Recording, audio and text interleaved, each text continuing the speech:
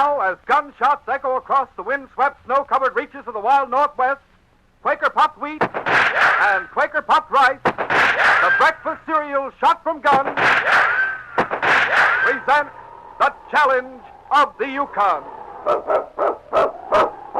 It's Yukon King, swiftest and strongest lead dog of the Northwest, blazing the trail for Sergeant Preston of the Northwest Mounted Police in his relentless pursuit of lawbreakers. On, King! On, you husky!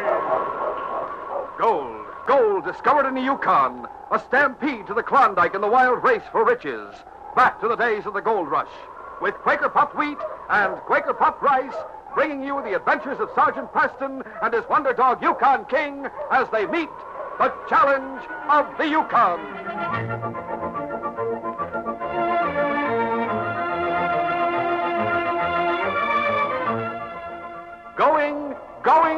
Gone.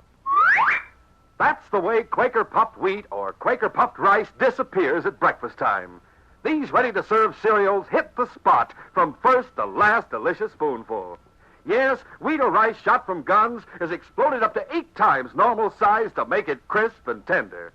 Tomorrow morning, fill a bowl with Quaker Puffed Wheat or Quaker Puffed Rice. Top with fruit, like, say, sliced bananas. Add milk and sugar. Talk about swell tasting.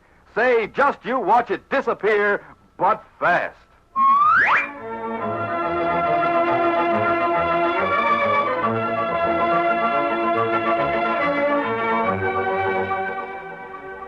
The town of Chiliwaw consisted of a few houses, a dance hall, a couple of cafes, and the bank which served the prospectors in the surrounding hills. Martin Garner, owner of the bank, looked out the window just in time to see an old man leaning into the wind with a small dog at his side. Joe, you'd better get out the scales. Look who's coming. Oh, old Toby Dixon. I didn't know he'd returned from that stream that he's been panning up on the side of Whiteface. I heard he was back in town. Got back several days ago. It'd be precious little profit in the banking business if our customers were all like Toby. Come on, Blackie. Come on in. Morning, Mr. Garner. Hello, Toby. And Mr. Thorne. Glad to see you, too. Hello, Dixon. Can't that dog of yours stay outside? Blackie? Oh, now, Mr. Garner, Blackie don't do no harm. It's powerful cold outside for a little fellow like him. Suppose you have a couple of ounces of dust to be weighed, Toby? That's right, Mr. Garner, and if you don't mind, I'd like to change it for folding money. Folding money? You must have quite a bit of it by this time. Yes, sir. I've panned old Whiteface Stream all these years. I've been fighting this Yukon weather and saving for the day when I'd have enough cash to go back to the States. And now, by ginger, I've got it. Here's my poke. Weigh out that dust, Thorne, and pay me off in folding money. Go ahead, Joe. Yes, sir. It's none of my business, Toby, but you're taking a big chance keeping so much money in your house. Some pretty rough characters in Chiliwaw. Living alone as you do at the edge of town with no protection. No protection? Why, Blackie's the best dad-ratted watchdog that ever drawed breath. Maybe he's old and small, but just let anyone try to get near my house and Blackie will make the welkin ring. Yes, sir. Won't you, Blackie? And then I'll blaze away with this here 6-gun. Why, with Blackie and this 6-gun protecting my cash, no one but a fool would try to rob me. All right, suit yourself. And anyway, I'll tell you something, Mr. Garner. I've got to be mighty confidential about this. Yeah, now you needn't whisper. There's no one in the bank. Well, your clerk... Joe Thorne wouldn't be working for me unless he could be trusted. Well, I was just going to say that no one can get my cash till they find it. And they'll never find it. No? Look, you see this shirt? It's made double. What about it? Well, this here shirt is my bank. Every time I get some folding money, I make a little slit in the lining of this here shirt and sew the cash inside. My cash is always with me. Here's your folding money, Toby. Oh, thanks, Mr. Thorne. Now I'll be getting on my way. Come on, Blackie. Take care of yourself, Toby. Don't you worry about me, Mr. Garner. Not while I got my gun and Blackie. Good day to you, Mr. Thorne. Good day. It was early morning, about a week later, when Sergeant Preston and his great dog King came into Chiliwaw. As they neared a small, well-kept house, the door opened and Doc Brady called, Hey there. Hi, Sergeant Preston. Doc Brady, hello. Step in a minute, will you? Sure will. Come on, King. Let's say hello to our friend. Just happened to see you coming. Come in. Come on, King. hard walking on that ice. Throw off your parka and come over by the fire. Why, I can't stay long, Doc. Just passing through. I'm doing White Horse tomorrow. Have to appear at a trial. That's too bad. I hoped you'd stay for at least a few days. Huh? Any particular reason? There's trouble brewing. Trouble? You know Toby Dixon, don't you? Toby Dixon. Let me think. Old sourdough. He's been panning mountain streams for some time. Lives north of here at the edge of town. Oh, yes, I remember Toby. Well, when he came back from his last trip about 10 days ago, he let it be known all over town that he had all the cash he needed. He said he was going back to the States. They shouldn't talk so freely. And he found that out. Someone got into his house while he was in the cafe. The place was ransacked from top to bottom. That was night before last. There was a prowler around his house in the middle of the night. His dog started barking and woke the old man up. Scared the prowler away. Anything happened last night? And I haven't heard. Hey, Doc! They're Brady! Sounds like Jake Tabor. Hey, Doc, you better come quick. Where? A Mountie. Maybe it's Sergeant Preston. Hey, that dog. Don't let him near me. King won't hurt you. Quiet, King. Quiet. Who's hurt, Jake? Old Toby Dixon sent me to get you, Doc. My bag's right there. Take it, Jake, while I get into my coat. Hey, I was just passing by when he stuck his head out the door and yelled at me. He told me to come on the run and get you. I'm ready. I'll go with you. Come on, King. It took but a few minutes to reach the small one-room cabin where Toby Dixon lived with his dog, Blackie. Doc Brady opened the door with Sergeant Preston and Jake Tabor and King close behind. Old Toby knelt beside his small dog, who lay motionless on the bunk. What is it, Toby? What's the matter? Oh, Doc, it's Blackie. Take a look at the poor little critter. Your dog? Yes. Steady, King. Oh, Sergeant Preston. Sakes alive, Sergeant, but I'm glad you're here. Toby, this looks like a knife wound. That's what it is, Doc. When I found Blackie, he was laying in the snow, and the knife was sticking into him. I carried him in here and put him on the bunk. Doc, he ain't moved. Toby, I'm sorry. The dog is dead. I thought as much, but... Doc, who'd do it? Who's ornery enough to do a thing like this? Why, it's murder. Sergeant Preston, you've got to find the killer. Do you have the knife? Yeah, it's right there on the floor. Oh, yes, I see it.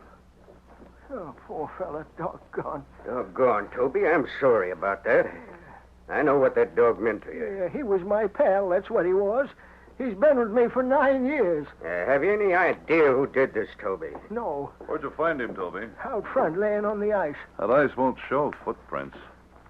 You know who owns this knife? No, Sergeant, I never saw it before. Hey, that looks like Bart Weaver's knife. Bart Weaver. He's new in town. He works in the cafe. This is his knife or one just like it. Was Blackie friendly with Bart Weaver? Blackie was friendly with everyone, Sergeant. Bart Weaver, Jake here, he was friends with everyone. Anyone could have knifed him while he was saying good morning. But he barked at the prowler who was here the night before last. Prowler?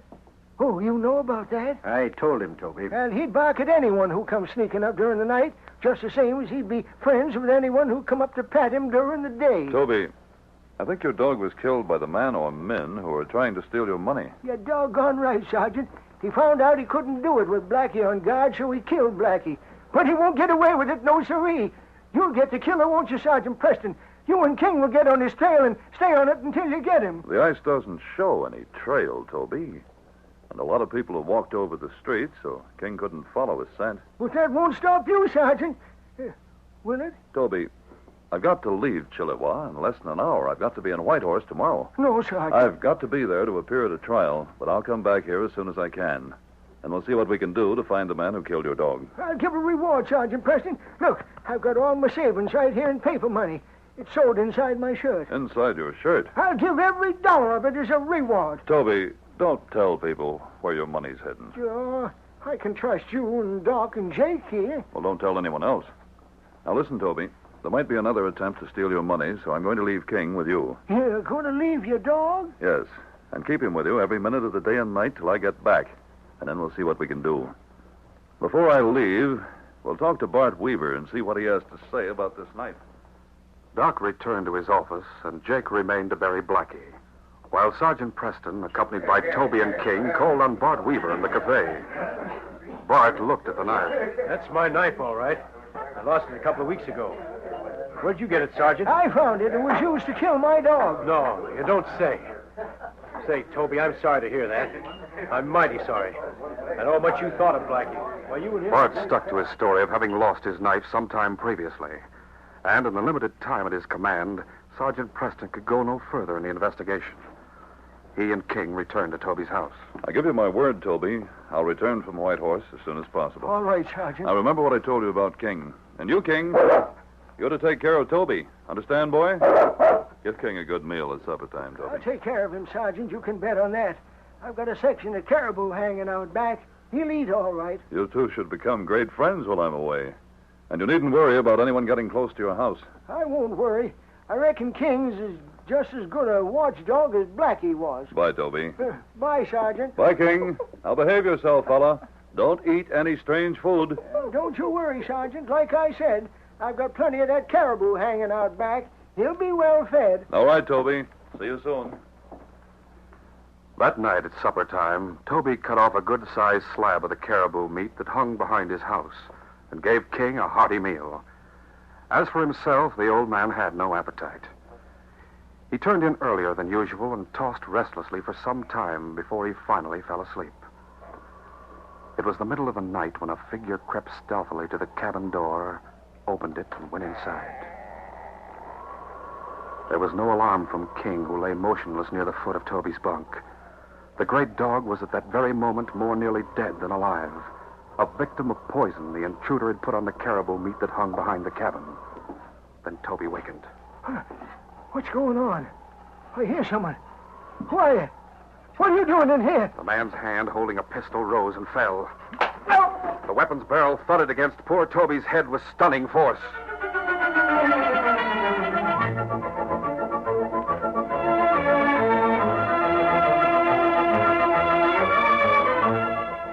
We'll continue our story in just a moment. Say, supposing you're an inventor. Yep, and you set out to invent a ready-to-eat breakfast cereal. Well, sir, how about it? Would you want a jaw-breaking cereal that made you think you were chewing nails? No, you wouldn't want a cereal as tough to chew as that. Most certainly not. And when you add milk or cream, you wouldn't want that cereal to go soft and flat on you like a bicycle tire. Nope. What you'd probably be looking for most of all is a cereal that's crisp and tender as nuts in November. Well, if that's the kind you want, that's what you get in a delicious cereal shot from guns. The original, the one and only Quaker Puffed Wheat and Quaker Puffed Rice. Yes, Quaker Puffed Wheat and Quaker Puffed Rice are crisp and tender, just right. What's more, wheat and rice shot from guns are loaded with bang-up nut-like flavor. And good for you, too. That's because Quaker Puffed Wheat and Quaker Puffed Rice furnish restored natural grain amounts of vitamin B1, niacin, and iron. Take a tip. Ask Mom to look for those famous big red and blue Quaker packages. Tomorrow, get delicious Quaker Puffed Wheat and Quaker Puffed Rice shot from guns.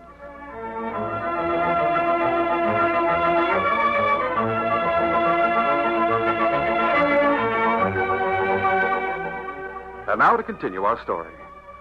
It was late afternoon when Sergeant Preston moved with swinging strides over the icy trail on his return from Whitehorse. The trip had been a lonely one. The Mountie missed the companionship of his great dog, King.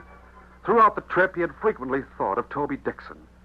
What if someone killed King as old Toby's dog had been killed? He could fully understand the old man's heart sickness and his eagerness to find and punish the one who had been responsible. In a few minutes now, Sergeant Preston would reach old Toby's cabin. He would rejoin King. Suddenly, at the edge of town, the Mountie heard a shout. Hey, Sergeant! Sergeant Preston! It was Bart Weaver, owner of the knife that had killed Blackie. Sergeant Preston! Yes, Weaver. I got something to tell you. What is it, Bart? I'm in a hurry. They told me you'd be in Whitehorse today. I was there early this morning. Well, listen, Sergeant. You suspected me of killing Dixon's dog, and I can't prove an alibi for yesterday morning when the dog was killed. But I've got an alibi for last night. What about last night? Someone knocked out old Toby and made off with all his money. It was sewed inside his shirt. But I left King to guard old Toby. The dog was poisoned. What? Doc Brady's still at Toby's house. He's been there since... See you later. Preston didn't wait to hear the rest. He set out at a run, covering the remaining distance to Toby Dixon's house in the shortest possible time. Sergeant Preston. Bart, I heard about King. King. Oh, what have they done to you?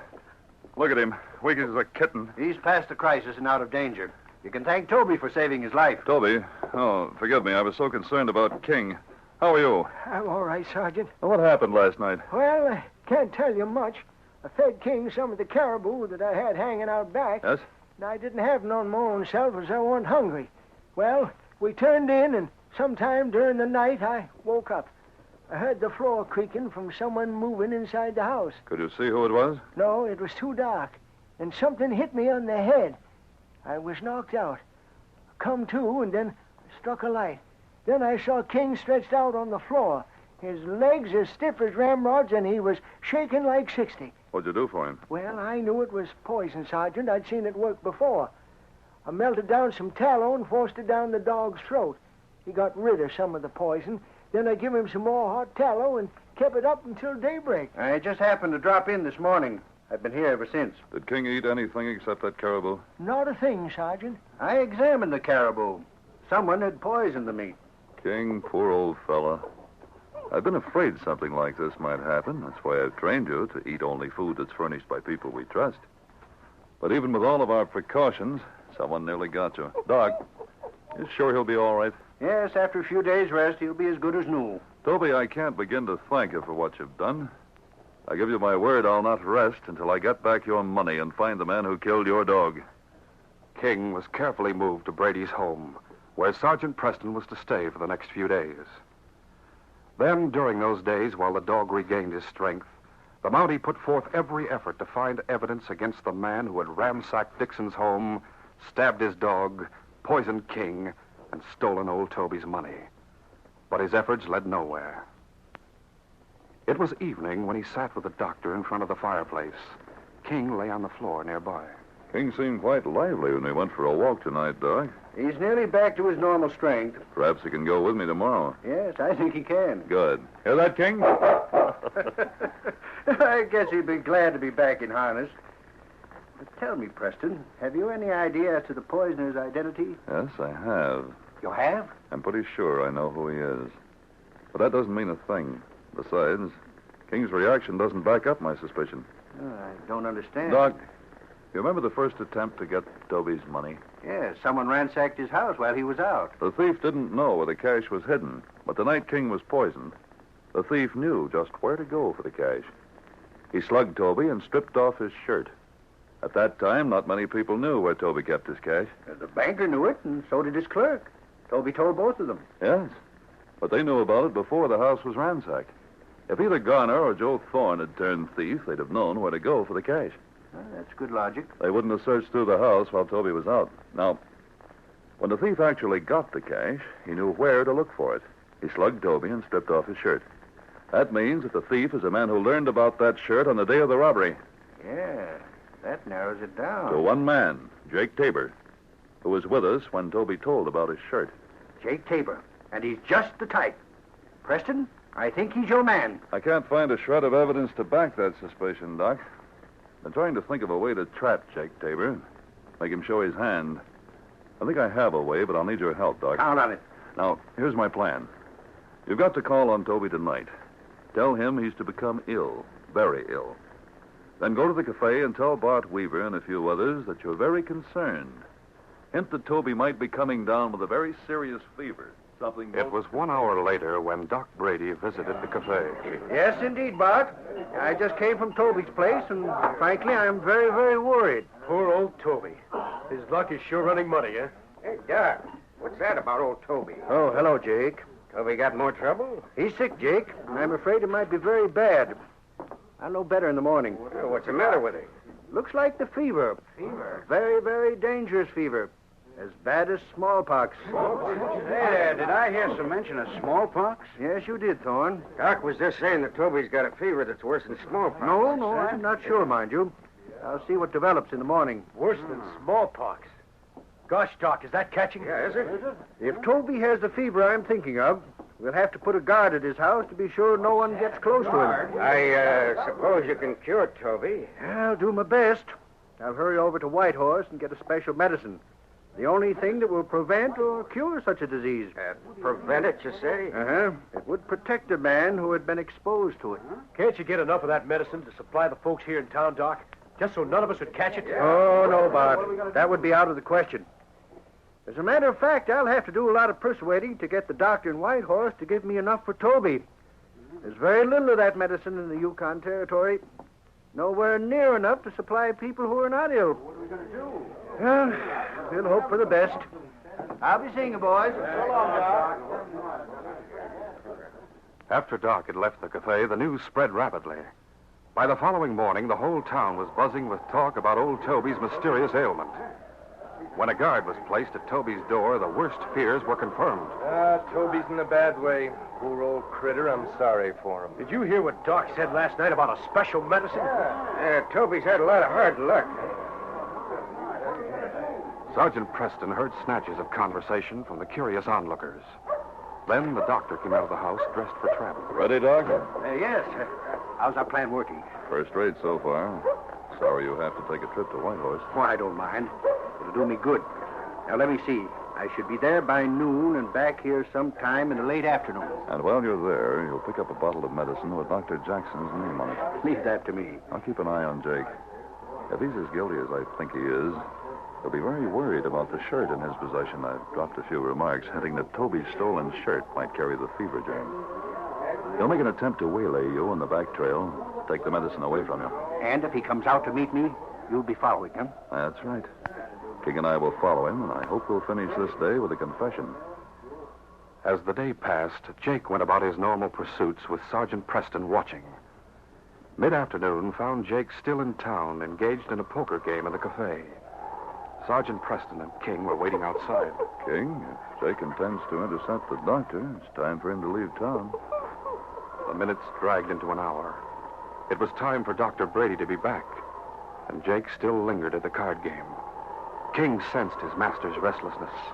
He saw Sergeant Preston glancing at his watch with increasing frequency as another hour dragged by. Then Jake came out of the cafe.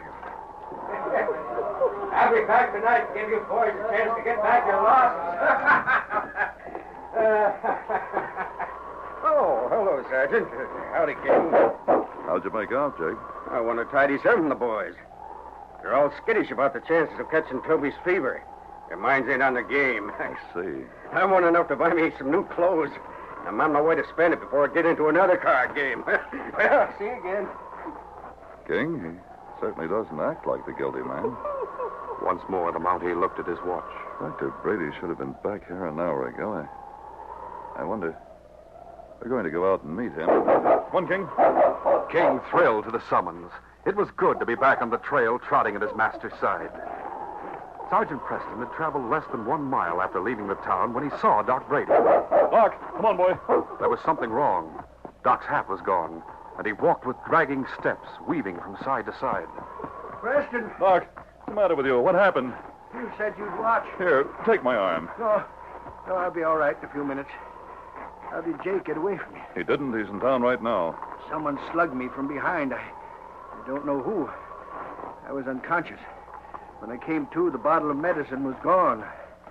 I was pretty unsteady on my feet for a time, but I'm better now. Don't worry about me. I'll be all right. Can you take me back to that spot on the trail? Yes, but the ground's frozen too hard to show footprints. We don't need footprints. King's back on the job. He'll get the scent. Let's go, King. Come on. It was only a couple of 100 yards to the place where Doc had fallen, and there the great dog King reacted violently. He found and recognized a scent he hated. He remembered a prowler in the night, a man who had hurt old Toby at a time when he, King, lay helpless. He looked up at his master. He wanted desperately to follow that trail. All right, King. Take the lead, fellow. On, King! Follow us, Doc. All right, Sergeant. King streaked across the ice and hard-packed snow, angling off the trail. Then he cut back in the direction of town and went directly to a small house. He snarled and barked and clawed at the door until his master caught up. All right, King. We're going in, boy. Open up. I want to talk to you. The door was opened by Joe Thorne, clerk in Garner's bank. That door! Get down! On, King. What's the matter with him? He hates crooks, Thorne. Crooks?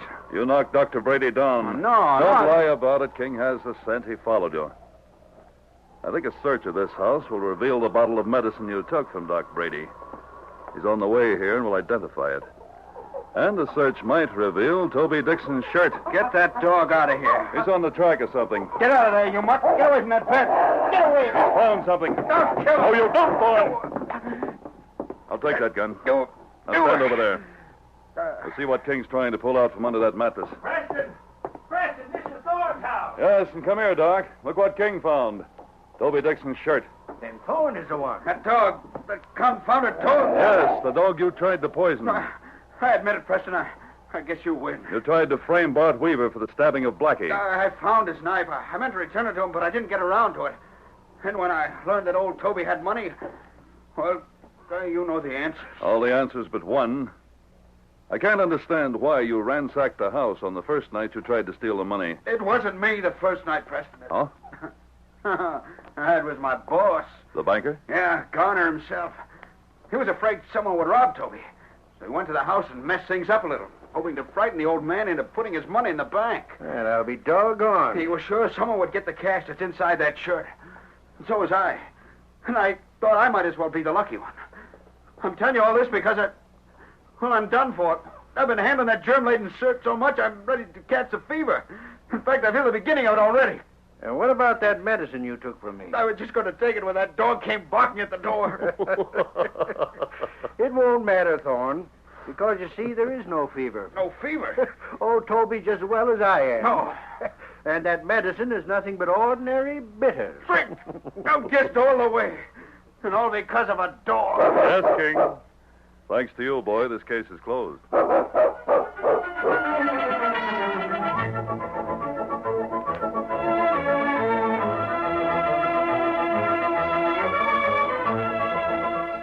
In just a moment, Sergeant Preston will give you a preview of Monday's program. Say, don't be missing out. Get next to the breakfast treat that's so popular with many He-Man Hollywood movie stars.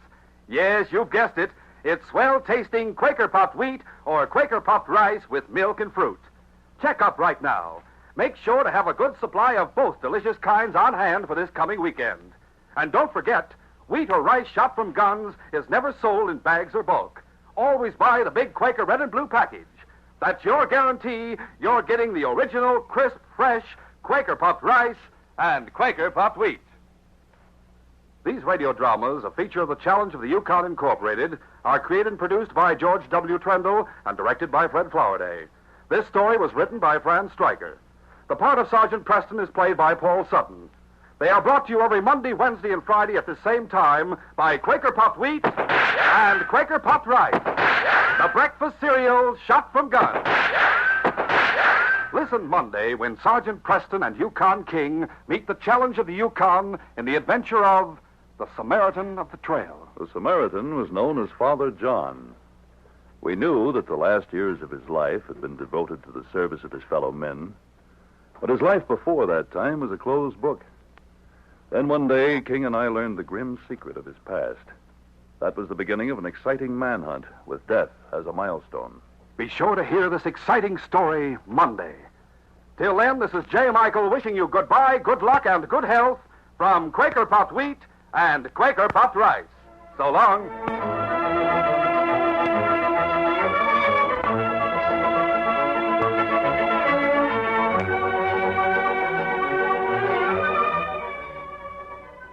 For a delicious hot breakfast, eat Quaker Oats. The giant of the cereals is Quaker Oats. Yes, the giant of the cereals is Quaker Oats.